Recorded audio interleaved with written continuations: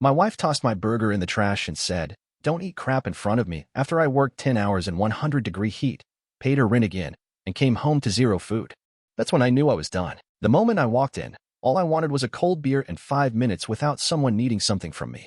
My boots were caked in dry mud. My shirt stuck to my back with sweat, and the muscles in my legs ached from hauling lumber under a July sun. But there she was, Marissa, sprawled out on the couch in a tank top and pajama shorts like it was Sunday morning, scrolling through her phone like the rest of the world didn't exist. I didn't say anything at first. I just dropped my tool belt by the door and kicked off my boots. The apartment was quiet except for the hum of the air conditioner and some video playing on her phone.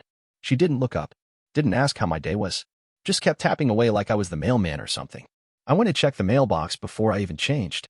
Stuck between a bunch of junk coupons was a white envelope with red ink screaming "Past due" through the window. I tore it open, already knowing what I'd find. Jesus Christ, I muttered. Third late fee in 6 months.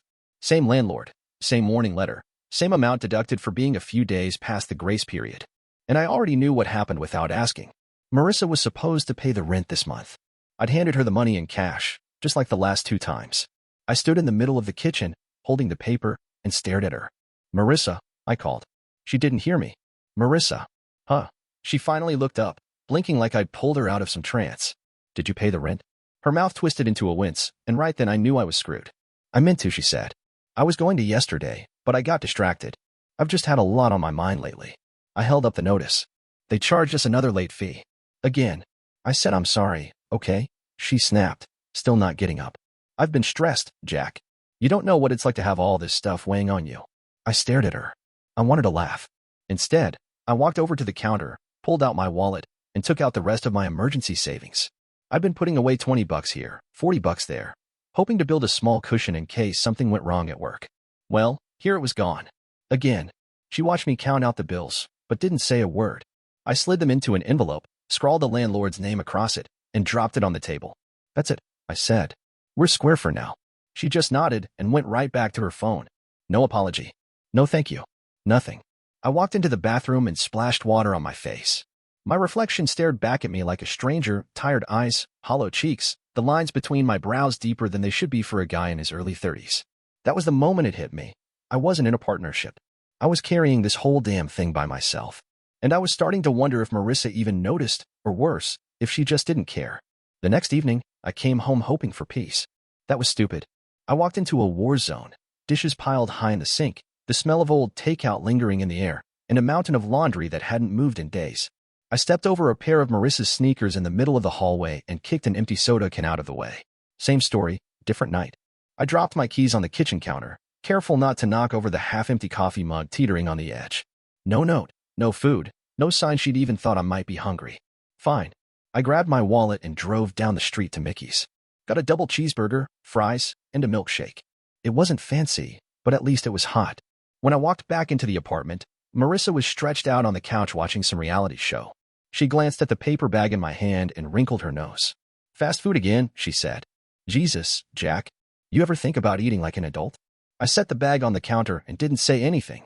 She sat up, looking me over like I was something gross she found stuck to her shoe. "Is this why we can't go anywhere nice? Because you're blowing all our money on burgers and fries." That one hit. I was too tired to even argue, but I looked at her, really looked, and I realized she didn't have a clue. I'd been working 10-hour shifts all week, pulling overtime whenever I could, just to make sure we didn't fall behind. And here she was, judging me for a $5 dinner like I gambled away our rent. Before I could even reach for my burger, she stood, marched over, and snatched the bag off the counter. "Hey," I started, but it was already too late. She tossed it in the trash. "Don't eat crap in front of me. It stinks up the whole place," she said like I was some unruly teenager. I stood there, stunned. She went back to the couch like nothing happened. That was when something cracked inside me. Not a big dramatic snap, more like a quiet, final shift. I didn't yell. I didn't throw anything. I just stood there, looking at the trash can, thinking about how many times I'd let stuff like this slide. And then I realized I wasn't mad because of the burger. I was mad because I didn't matter. Not to her. I was a paycheck, a backup plan, a walking wallet with dirty work boots. And for the first time, I didn't want to play that role anymore. I didn't even pack a bag. I grabbed my keys and walked out the door without saying a word. Marissa didn't ask where I was going. She barely looked up. I don't think she even noticed I left. I drove with no destination in mind, just letting the streets unfold in front of me. Passed by the diner where we used to go in the early days, Back when she smiled at me like I was something worth holding on to. Back when she still tried. It was almost midnight when I pulled into an empty parking lot overlooking the city. Just rows of dark rooftops, blinking traffic lights, and the occasional sound of a siren in the distance. I killed the engine and sat in silence. The last few years played back in my mind like a bad movie. All the times I covered her half of the rent because her job search was too stressful. The Amazon packages that kept showing up, even when we couldn't pay the electric bill. The way she said, "It's just a credit card," like debt wasn't real money. And me? I just kept nodding along. Kept telling myself this was just a phase. That things would get better. But tonight proved what I'd been too afraid to admit. Things weren't getting better. They hadn't been good for a long time. I used to think love was about sacrifice. About showing up, even when it was hard. But now I was starting to see the truth. I wasn't in love anymore. I was in a trap. And the more I gave, the more she expected. Not once had she met me halfway. Not with money. Not with effort. Not even with kindness. I leaned back in the seat, staring through the windshield at nothing. My chest felt tight, like I'd been holding my breath for years. And for the first time, I let myself ask the question I'd buried so deep I almost forgot it was there. Do I even want to be married to her anymore? The answer came faster than I expected. No, I didn't. And just like that, a weight lifted. Not all of it, but enough. I wasn't sure what tomorrow would look like. But I knew one thing for sure. I was done pretending this was love. The next morning, I woke up early. Didn't even need an alarm. Something in me had flipped, like a switch. I wasn't angry, not exactly. Just clear. While Marissa was still asleep, I grabbed my laptop and sat at the kitchen table with a cup of stale coffee. I opened a new spreadsheet, created columns, dates, vendors, amounts, categories, and started pulling bank statements from the past 2 years. One page at a time. Every shared account, every joint credit card, every charge I'd once ignored. It didn't take long for the picture to come together. Designer shoes from websites I'd never heard of. Weekly orders from food delivery apps, even on nights she claimed there was nothing in the fridge. Subscriptions to beauty boxes, online yoga courses she never used, and hundreds, no, thousands spent on online shopping sprees labeled miscellaneous. And then I saw it. A credit card I didn't even know existed. Under my name. Maxed out. The charges were unmistakably hers. Hair salons, boutique stores, concert tickets. There were even a few Venmo transfers labeled Girls' Night. I sat back in my chair, jaw tight, heart pounding in my ears. $10,000. Maybe more, once interest was factored in. I rubbed my temples and stared at the screen. This wasn't just irresponsible. This wasn't just lazy. This was theft. I opened another tab and created a new bank account in my name only. Locked it down with security questions she'd never guess. Then I called the credit card company and asked about the mystery account. "Yes, sir," the woman on the line said politely. "You added an authorized user 2 years ago. Marissa Townsend?" I closed my eyes and breathed through my nose. "Can I remove her access?" "Yes." "Do you want to close the account entirely?" "No," I said. "Not yet. I'd need the paper trail." By noon, I had everything printed. Every statement. Every charge. I punched holes through the stack and dropped it into a binder I picked up from the drugstore. Marissa stumbled into the kitchen around 1, yawning. She scratched the back of her neck and blinked at the sunlight like she hadn't slept a full 8 hours in weeks. I didn't say a word. Just kept sorting papers. "What are you doing?" she mumbled. "Organizing," I said. "For what?" "Everything." She shrugged and wandered off, back to the couch. Probably thought I was doing taxes. But in truth, I wasn't organizing. I was arming myself. Every charge, every ignored bill, every overdraft fee I'd paid to keep her afloat, I was done carrying it alone.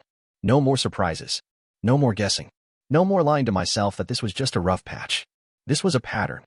A lifestyle. And now, I had the proof in black and white. Next time she tried to spin a story, I'd have the facts. And this time, I wouldn't look away. I waited 3 days before I made my move. Didn't say a word.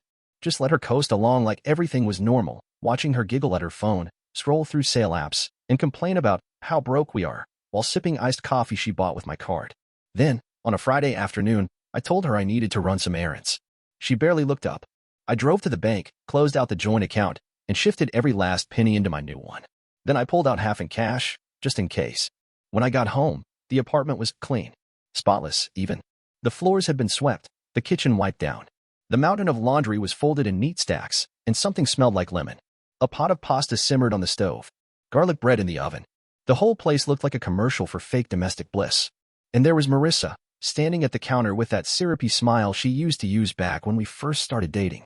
She wore makeup, a real outfit, no stained t-shirt or pajama shorts, and she had even lit a candle. "Hey, babe," she said sweetly. "Thought I'd surprise you." I didn't say anything. I just walked over to the table, set the heavy binder down, and flipped it open. She blinked. What's that? I didn't answer. Just turned the binder toward her, tapping the first page, a bank statement from 2 months ago. Highlighted charges, all hers. Marissa frowned, her voice dipping into caution. What's this about? I looked her in the eye. It's everything. Every charge, every overdraft, every dollar I covered for you while you were too stressed to pay the rent. Her smile wobbled. Jack, come on. This is crazy. Things just got a little out of hand. You know I didn't mean. $10,000, I said flatly. That's what's on this card. In my name. You didn't even ask. I thought we were sharing everything, she said quietly, already slipping into that tone, the one she always used when she knew she was caught. I was gonna pay it back eventually. With what? I asked. You haven't worked in nearly a year. She opened her mouth, closed it, then reached for the binder like she was trying to physically shut the conversation down. I cleaned the whole place, she said instead, her voice rising just a little. I made your favorite dinner. I thought we could have a nice night and talk. We are talking, I said. For once, we're talking about the truth. Her eyes welled up. I'm sorry, okay? I messed up. I'll fix it. I'll apply to jobs tomorrow. I'll cancel the credit cards. We can start fresh. I had heard all of this before. The tears, the soft voice, the promises of change that never came. I'm not doing this again, I said calmly. I'm done being the bad guy just because I expect you to be an adult. She crossed her arms, the tears vanishing like fog in sunlight. So what? You're just gonna leave me? No, I said. You already left. A long time ago. You just didn't pack a bag. Marissa stood there, silent. And for the first time since we met, I didn't feel guilty for telling the truth. It didn't take long for things to unravel. By the end of the week, Marissa was back to pretending nothing happened. She didn't mention the binder, didn't bring up the credit card debt. She just went right back to her shows, her phone, and her little daily routines, like she could charm her way through the consequences. Except now, the safety net was gone. I stopped covering her expenses, shut off her access to the joint credit card, changed the password on the streaming services. I even canceled the grocery delivery app she always used. From that point on, anything she wanted, she had to pay for herself. At first, she didn't notice. But by the second week, the cracks started to show. I came home one night and found the fridge empty. Not low on food empty. No eggs. No milk. Not even the usual leftover takeout containers stacked on the shelf. Marissa stood by the sink, holding an empty cereal bowl and looking annoyed. We're out of everything, she said like it was my fault. Why didn't you grab groceries? I shrugged. Figured you'd get them. You've got your card. She gave me a look, tight-lipped, tense. It got declined. I nodded slowly. Yeah, I'm not putting money in that account anymore. We agreed you'd start contributing. Her jaw clenched. I'm trying, okay? I just haven't found anything yet. You've applied to 2 jobs, I said. One of them was a modeling gig for a hair product commercial. It was a paid opportunity, she snapped. You don't know what it's like out there. No, I said calmly. But I know what it's like in here. And I'm not carrying both of us anymore. That's when she lost it. You think you're better than me now? Just because you go swing a hammer all day and bring home a paycheck? Wow, Jack. Real impressive. You're such a provider. I didn't flinch. I'd heard worse. I don't need you to be impressed, I said. I need you to take responsibility. Her voice turned sharp. So what? You're cutting me off completely? Is that what this is? Not completely, I replied. You're still welcome here. But if you want to live like an adult, you need to start acting like one. She stormed out of the kitchen, muttering something under her breath about how selfish I was. I didn't follow her. I didn't apologize. Instead, I sat at the table and opened my laptop, reviewing job applications, not hers, mine. Just in case. I wasn't planning on leaving that night. But I wasn't waiting for her to catch up, either. That was the moment I knew. She wasn't going to change. And if I wanted a future that felt anything like peace, it couldn't include this version of her. A week later, I sat across from a woman named Diane Caldwell. She was a divorce attorney with steel gray hair, a clipped voice, and eyes that didn't miss a thing. Her office was neat, minimal, like someone who didn't believe in wasting time or words. Let's make this simple, she said, flipping through my paperwork. No kids, no shared property, no prenuptial. Financial abuse from one party. You've been covering the majority of expenses for how long? About 3 years straight, I said. She hasn't held a job since late 2021. Diane nodded without blinking. And you're ready to file? I exhaled. Yeah, I'm ready. She slid the paperwork across the desk. Then let's get you protected. It didn't feel dramatic. It felt practical. Necessary. Like repairing a cracked foundation before it crumbled under you. Diane was efficient, drafting a fair but firm separation agreement that made one thing clear: Marissa would get no more of my money. No alimony. No shared accounts. No access to my emergency fund. It wasn't revenge. It was self-preservation. We scheduled the first meeting with Marissa for that Friday. I didn't tell her about it until the night before. She was sitting at the dining table, painting her nails and humming along to some playlist on her phone. I stood in the doorway, watching her like a stranger who'd wandered into my house by mistake. "We've got a meeting tomorrow," I said. 10 a.m. Diane Caldwell's office. Downtown. She looked up slowly. "A meeting for what?" I held up the envelope. "Separation papers." Her jaw dropped. The polished brush slipped, red paint streaking her finger. "You're serious?" she said, her voice small. I nodded. "I've been serious for a while. You just weren't listening." The next morning, she showed up 10 minutes late in sunglasses and a fake smile, pretending like this was just another appointment. But the moment Diane placed the paperwork on the table, Marissa's mask cracked. "I thought we were working on things," she said. "I made dinner. I cleaned. I told you I was trying." I didn't answer. Diane spoke for me. "Mr. Thompson has made his position clear. This separation ensures he's no longer financially responsible for your debts. It does not prevent you from seeking employment, living independently, or—" "I don't need a lecture," Marissa snapped. Her eyes turned on me, wild and desperate. "You're just going to walk away after everything? You're going to ruin our marriage over money?" I finally spoke. "No. You did that years ago. I'm just acknowledging it." Her voice started to crack. "You don't mean this. You're just mad. Hurt. We can fix it." "There's nothing to fix," I said, my tone flat. "This isn't a rough patch. This is the whole road." She crossed her arms and leaned back, hard. "I'm not signing anything." Diane didn't flinch. "You don't have to. But the filing proceeds either way." Marissa laughed bitterly, shaking her head. "Well, you really think you're better than me now?" "No," I said. "I just finally realized I'm worth more than this." The meeting ended without her signature, but I didn't care. I'd taken the first step. Outside, the air felt lighter, like I could finally breathe again. For the first time in years, I wasn't angry. I wasn't afraid. I wasn't waiting for her to change. I was just done, and that was enough. It had been 3 weeks since the meeting with Diane. Marissa still hadn't signed the papers. Every few days, she'd toss out some half-hearted attempt at making things normal again, cleaning the apartment, acting cheerful, even buying a 6-pack of my favorite beer and leaving it in the fridge with a sticky note that said, "Let's not give up." I didn't drink a single one. She hadn't changed. The bills kept rolling and subscriptions I'd already canceled magically reappeared. I saw new packages on the doorstep. She'd found another card. Maybe a new account. Maybe she sweet-talked a clerk. But the spending hadn't stopped. Only my patience had. One night, I got a text from Jason, a guy I used to work with on job sites. "Hey man, saw your wife at Rockwell's. Didn't know she was dating that dude now." I stared at the screen for a minute before replying. "What guy?" He sent a picture. Not one of her, but of some older man in a blazer and slicked back hair. Looked like someone who spent more time in lounges than on job sites. They were holding hands. I wasn't trying to snoop or anything. Just figured you'd want to know. That was the first I heard of him. The next day, it came from her. "He's just a friend," she said, casually stirring coffee at the kitchen counter. I didn't ask. She volunteered it, which meant it wasn't just a friend. "He understands me," she added, like that was supposed to sting. "He actually listens." I stared at her, not angry, just tired. "Good. Then he can help pay your internet bill. Because it's getting shut off tomorrow." Her face twisted, but she didn't say anything. A few days later, she called. I was on break at the job site, sitting in my truck, eating a sandwich, when my phone lit up. I almost didn't answer, but curiosity won. "Hey," she said softly. "Can we talk?" "Go ahead." I made a mistake. I didn't respond. I thought maybe. I don't know. Maybe we could try again. Just you and me. "Why now?" I asked. Her voice cracked. "Because he won't pay for anything. He said he's not looking for a serious relationship." I can't do this alone, Jack." That was it. That was the truth laid bare. Not love. Not regret. Just survival. "I know," I said. "But I'm not your safety net anymore." She was quiet for a long time. Then she hung up. And for the first time in years, I didn't feel bad about it. I didn't realize how heavy it had all been until I finally set it down. After months of carrying the emotional and financial weight of a one-sided marriage, I moved into my own apartment, an older unit in a quiet building off County Line Road.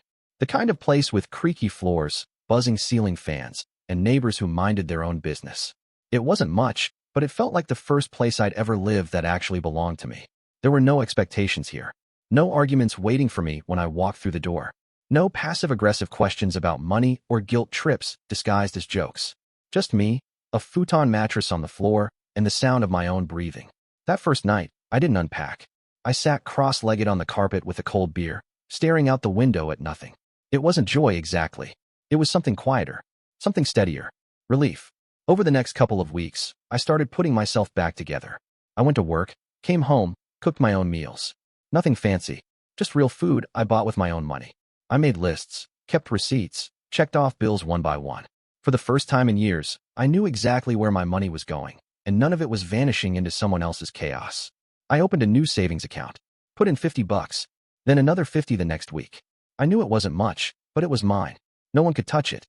No one could drain it while pretending to be stressed and forgetful. I started sleeping better, not because everything was perfect, but because I didn't feel like I was being smothered in my own life. I bought a small desk and set it up by the window. On weekends, I picked up side work, fixing cabinets, helping buddies with drywall, even a few landscaping gigs. The money wasn't great, but it wasn't about that.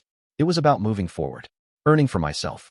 I even got back into things I hadn't done in years, things I gave up because Marissa never had time or always found a way to make me feel guilty about doing something on my own.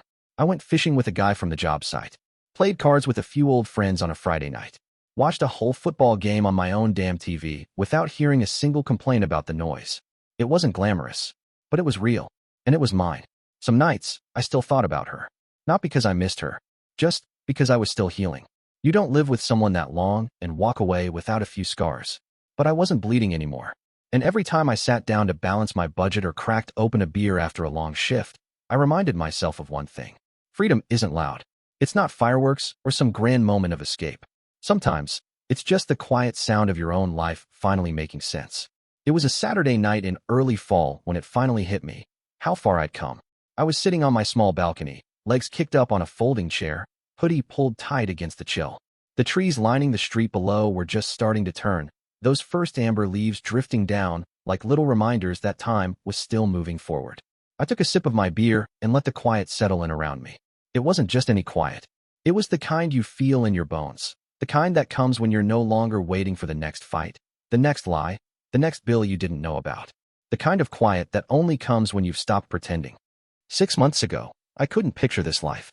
I was so wrapped up in survival mode, working overtime, patching up a relationship that had stopped being a partnership, that I forgot what peace even looked like. I didn't know how good it could feel to come home and not brace myself. Now, I had routines. I made my own coffee in the mornings and actually enjoyed drinking it. I ran a little every other evening, nothing major, just enough to clear my head. I started fixing up an old truck I'd been putting off for years, something just for me. I even saw people again, real friends, the kind who didn't ask for anything. A couple of them knew what I'd been through. Most didn't. It didn't matter. They showed up. We watched football, played cards, talked trash like we were kids again. It felt easy. Earned. Marissa? She was gone, legally and otherwise. I didn't hear from her anymore. No more texts. No more voicemails. The last I heard through a mutual friend, she'd moved in with someone new. Maybe a rebound. Maybe another sponsor. I didn't feel anything about it. Not hate. Not pity. Just nothing. And that was a kind of freedom I didn't even know I needed. What surprised me most wasn't how angry I used to be, but how calm I'd become once I stopped trying to fix someone who didn't want to be better. Once I let go of the version of love that only worked if I sacrificed myself for it. That night, I finished my beer, leaned back, and watched a single leaf drift down past the railing. It landed softly on the sidewalk and stayed there. I smiled, just a little, because for the first time in years, I wasn't dreading tomorrow. I was looking forward to it.